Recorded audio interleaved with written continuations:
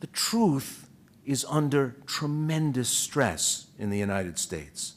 Observable, countable, measurable, testable truth now has to fight on an even playing field with your feelings. And at the risk of pointing out the obvious, your feelings don't carry nearly the burden of evidence that the truth does. For decades, we've been laying the groundwork for this moment. It didn't arise like crocuses in the front lawn. It's a time in which fact becomes just one more point of view that must contend with others for the love and allegiance of a continent-sized country of 325 million people.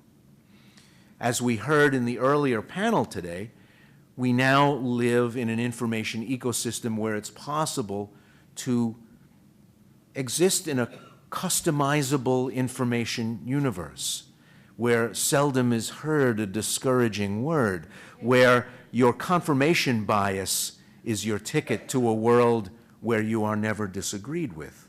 Your dreams, your feelings, your impressions, your sentiments, your anger are all potent drivers of what politicians decide to do.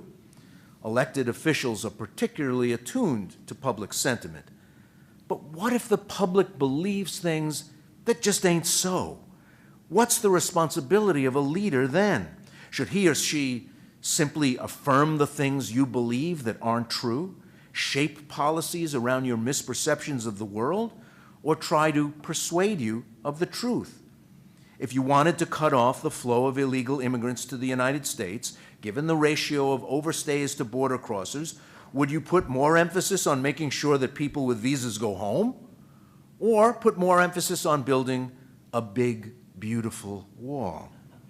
What's the motivation for trying to depict an army of agricultural workers, house painters, home care workers, hotel chambermaids, busboys, kitchen workers as a dangerous element inside the United States?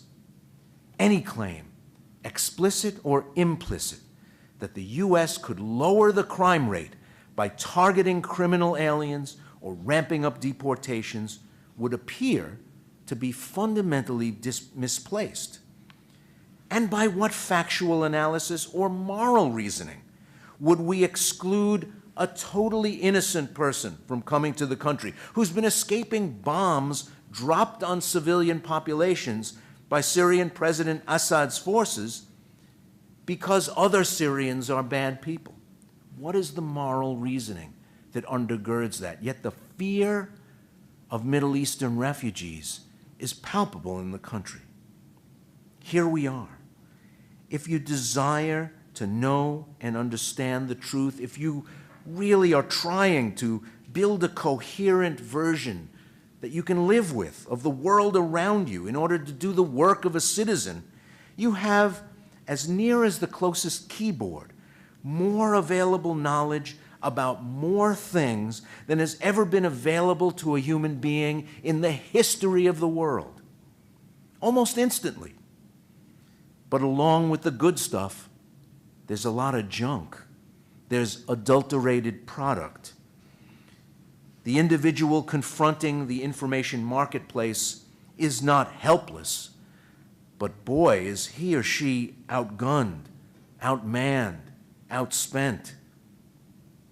It is an unequal struggle from the start. There are people willing to lie to you, who are prepared to spend mountains of money to get their way, while those of us on the other side of the battle are spending pennies in comparison to stand up for the idea that we need to head into the battle to shape public opinion, public policy, establish public priorities, achieve some common wisdom on how we want to live, beginning with the truth.